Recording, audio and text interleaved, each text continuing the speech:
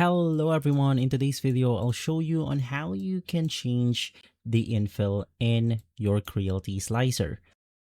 Now, basically the infill is the internal structure pattern created inside your 3D printed parts, located between the outer wall.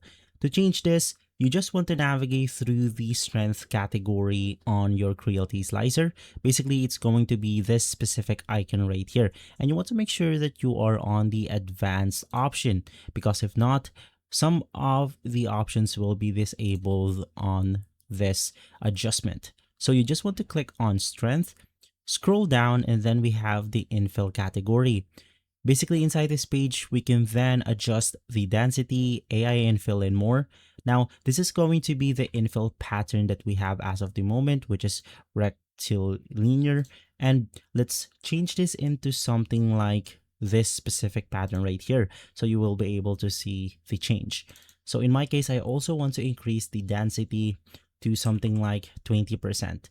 Now, to apply those changes, just click on the slice plate option, and basically from there, as you can see, we have successfully adjusted the infill for our Creality Slicer. Now, if you don't want to apply some infill, you can just change this into 0, and basically let's click on the slice plate once more, and from there, now we don't have any infill on our 3D model. And so guys, if this video has been helpful, leave a like, subscribe, and follow Guide to Everything for more videos like this. Thanks for watching.